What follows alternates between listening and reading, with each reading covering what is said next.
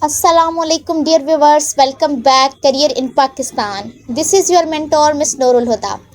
आज की इस वीडियो में हम डिस्कस करने जा रहे हैं कि स्टाइपेंडियम हंगरी कम स्कॉलरशिप 2025 के लिए पासपोर्ट की क्या रिक्वायरमेंट है और उसके साथ पुलिस क्लियरेंस सर्टिफिकेट्स की क्या रिक्वायरमेंट है।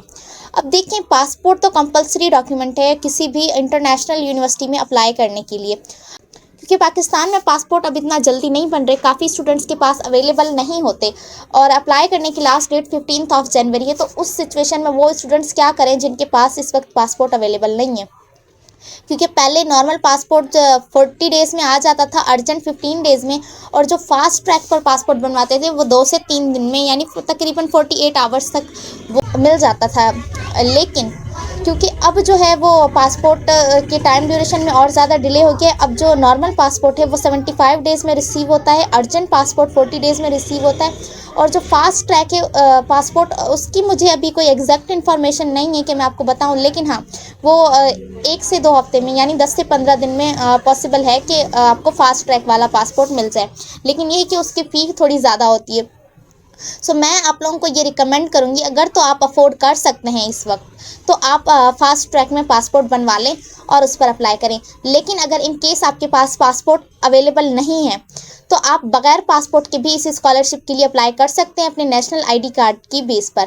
अब पासपोर्ट के हवाले से और पुलिस क्लियरेंस सर्टिफिकेट के हवाले से एचईसी की क्या इंस्ट्रक्शंस हैं, तो चलिए चलकर देखते हैं एचईसी की वेबसाइट पर। इस वक्त हम मौजूद हैं एचईसी की वेबसाइट पर, जहां पर इस क्वेश्चन का आंसर किया गया है कि अगर आपके पास passport, medical certificate and police clearance certificate नहीं है तो क्या आप एलिजिबल हैं। तो यहाँ पर उन लोगों ने ये एग्जैक्टली मेंशन कर दिया कि yes, applicant must provide passport, medical and police clearance certificate after provisional selection by HCC. Initially, they must upload CNIC instead of passport on Stipendium Hungaricum portal, but provide required document before TPF deadline. TPF कहते हैं Tempest public foundation को, ये Stipendium हंगरीकम scholarship के हवाले से है जो इसको डील करता है। तो अगर इस वक्त आपके पास पासपोर्ट नहीं है तो आप अप्लाई कर सकते हैं अपने CNIC की बेस पर, लेकिन आपको जितना जल्द हो सके टेम्पस पब्लिक फाउंडेशन की डेडलाइन से पहले अपने जो रिक्वायर्ड डॉक्यूमेंट है वो वहाँ पर अपलोड करने होंगे। लेकिन आप HCC की तरफ से होने वाली प्रोविजनल सिलेक्शन के बाद अपना पासपोर्ट अपलोड कर सकते हैं।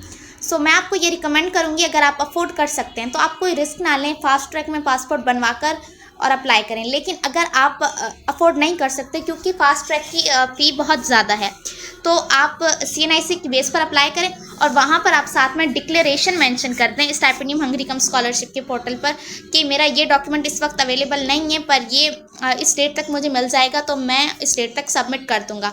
तो ये डिक्लेरेशन आपने सबमिट करनी है।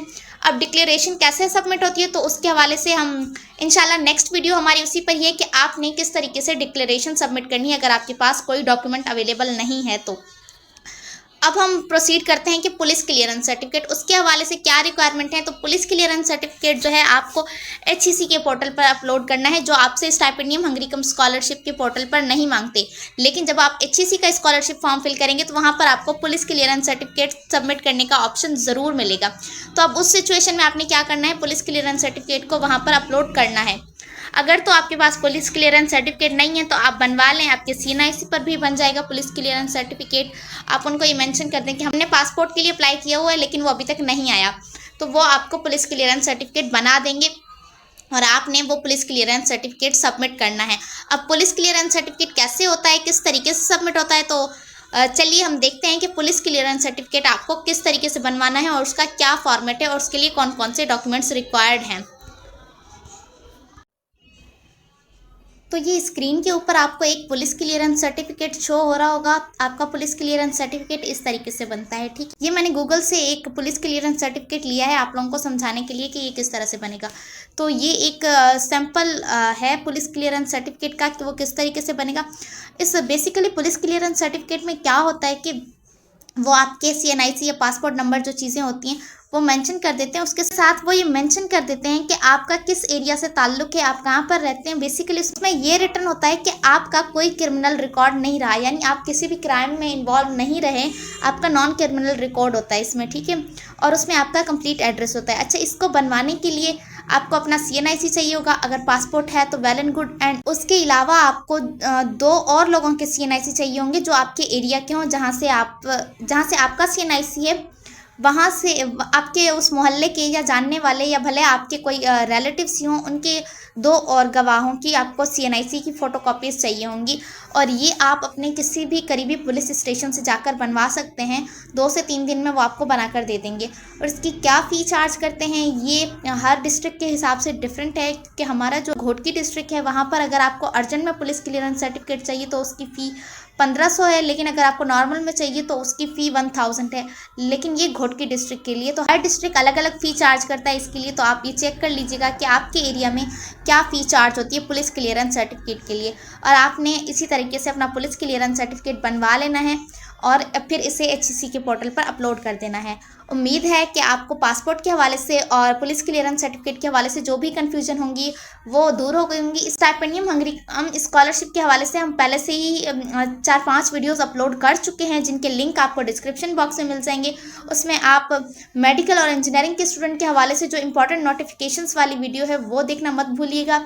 उसके अलावा क्या एलिजिबिलिटी क्राइटेरिया है और आपको कौन कौन से डॉक्यूमेंट्स चाहिए, मेडिकल सर्टिफिकेट कैसे बनवाना है, तो उन सब पर हम पहले से ही वीडियोस बना चुके हैं। उनके लिंक आपको डिस्क्रिप्शन बॉक्स में मिल जाएंगे।